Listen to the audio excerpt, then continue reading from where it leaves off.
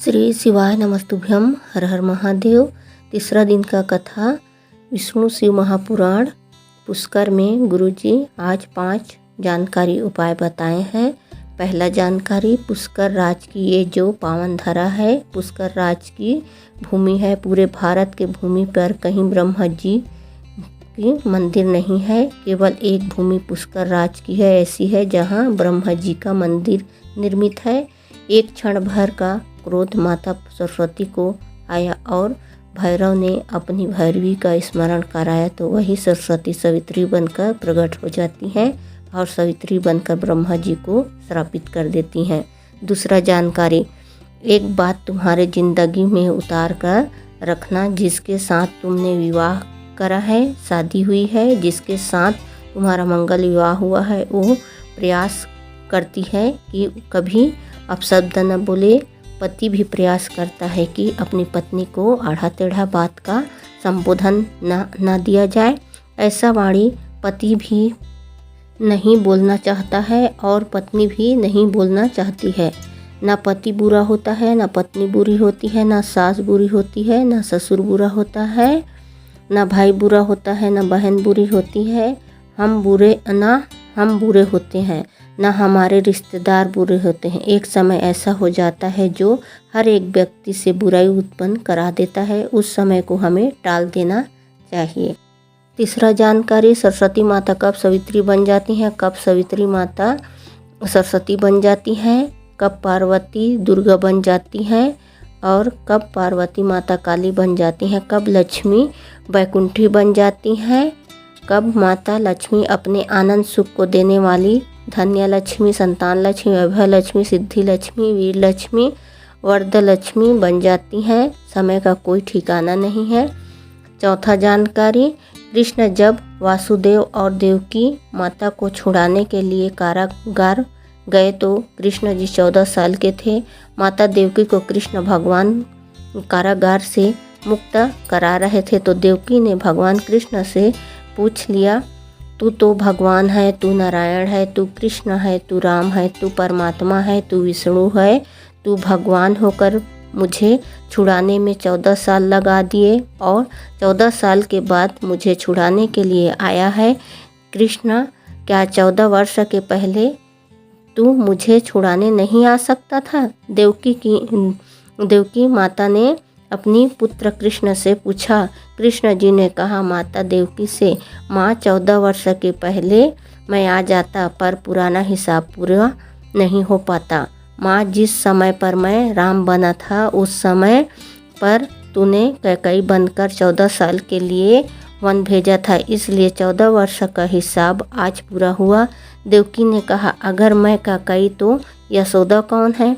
भगवान कृष्ण कहते हैं, यशोदा राम अवतार में जो मेरी माँ कौशल्या थी, जो 14 साल मेरा इंतज़ार किया था, वो यशोदा मेरी माँ कौशल्या है।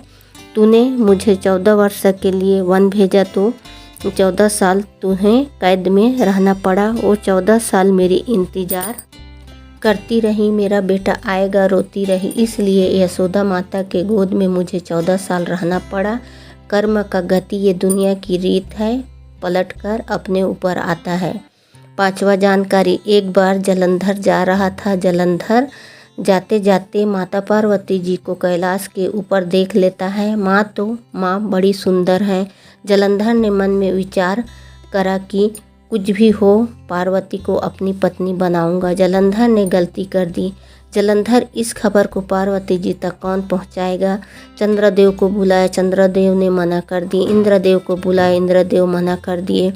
सबको बुलाया, सबने मना कर दिया। सूचना ब्रह्मदेव के पास पहुंची, जलंधर पार्वती से शादी का प्रस्ताव भेज रहा है। ये अच्छी बात नहीं है। ब्रह्मा जी तुरंत पहुंचकर जलंधर को समझाने का प्रयास किया। जलंधर, ये तुम्हारा निर्णय ठीक नहीं है। तुम किसी पर नारी पर अपनी दृष्टि दो। भगवान देव अधिदेव महादेव की धर्म पत्नी माँ जगत जननी पर तुम दृष्टि दे रहे हो। ये दृष्टि ये श्रेष्ठ नहीं है।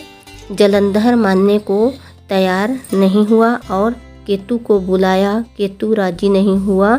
राहु को बुलाया, राहु से जलंधर ने कहा, जब पार्वती के साथ मेरी विवाह होगा हो गया तो मेरा जो राज्य है राहु तुझे दे दूंगा। लालच आ गया, लोभ बढ़ गया। लोभ बढ़ता है तब व्यक्ति की ज़िंदगी नाश हो जाती है, व्यक्ति के जीवन को नष्ट कर देता है। मुझे ये पूरा राज्य मिल रहा है तो विवाह प्रस्ताव ले जाने में क्या दिक्कत है। विवाह का प्रस्ताव राहु लेकर चला। देव अधिदेव महादेव समाधि में लीन थे और पार्वती मैया देव अधिदेव महादेव के लिए सुंदर पुष्प के आंकड़े के सुंदर माला आनंद से माताजी तैयार कर रही थी। और इतने में राहु आ गया। राहु ने कहा, पार्वती जी, जलंधर आपको बहुत ज़्यादा स्नेह करता है, बहुत ज़्यादा प्रेम करता है, आपसे विवाह करना चाहता है। सुनते ही पार्वती जी क्रोध नहीं आया, पार्वती जी को क्रोध नहीं आया, महादेव को क्रोध आ गया। पार्वती जी को क्रोध क्यों नहीं आया?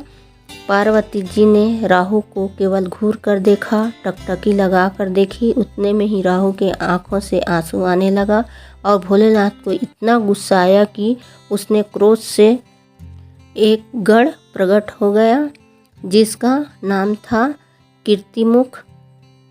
गण ने पूछा, मैं कौन? महादेव ने कहा, जैसे मैंने काल भैरव को प्रकट किया था, तू किसी भैरव से कम नहीं है। मेरे प्रकट होने का कारण क्या है? जा, तू राहु को खा जा। राहु तो भागा, भागते भागते उसके पीछे कीर्तिमुख।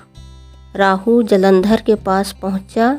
मेरे प्राण कैसे बचेंगे? जलंधर ने कहा, यहाँ से जा, मुझे देख लेगा तो मुझे खा जाएगा। जलंधर भी भगा दिया। भागते भागते सब देव के पास गया पर उसके प्राण बचाने वाला कोई नहीं था। भागते भागते उसने देख लिया कोई प्राण नहीं बचा रहा है तो शंकर जी के एक शिवालय में जाकर बैठ गया। हाथ में जल का पात्र भरने के लिए भी नहीं था। हाथ अंजलि में सरोवर के जल को भरा, हाथ के अंजलि से भी जल गिरने लगा।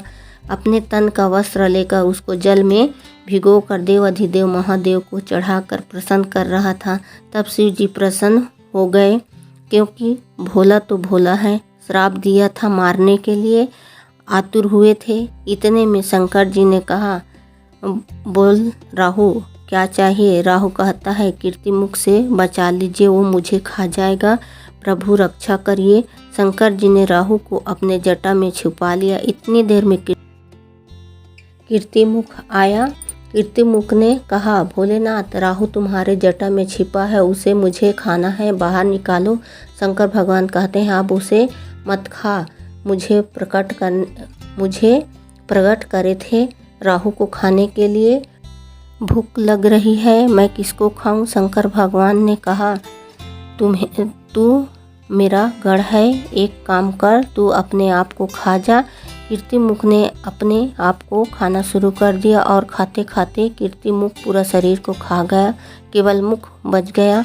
तब शंकर भगवान से कहता है, मेरे मुख का क्या करूं? शिव जी कहते हैं, चिंता मत कर, तू मेरा गढ़ है, मेरा कहना तूने माना है, मेरे कहने पर तूने पूरा शरीर खा गया, तेरा ये मुख काल भैरव का स्वरूप है, कीर्तिमुख के नाम से रहेगा।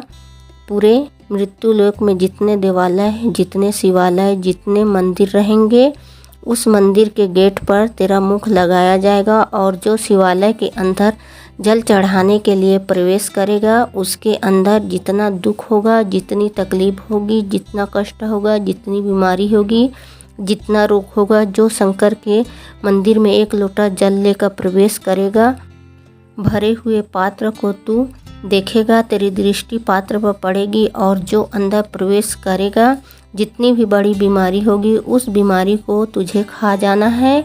बस कीर्तिमुख का काम इतना है। शिव कथा कहती है, कीर्तिमुख मंदिर के चौखट पर टंगा रहता है, सभी के दुख को वो खींच लेता है, खा जाता है। हम जाएं महादेव के मंदिर, महादेव को रिझाने जाएं। जब हम शंकर को रिझाएंगे तो हमारा जीवन सार्थक होगा। जब जीवन सार्थक होगा, वो दुख को खींचेगा, सारी समस्या का हल एक लोटा जल। हम उसके मंदिर में उसको रिझाने के लिए पहुँचे, अपने दुख को मिटाने के लिए जाएं, शिव जी को पाने के लिए जाएं। श्री शिवाय नमस्तुभ्यम। हर हर महादेव।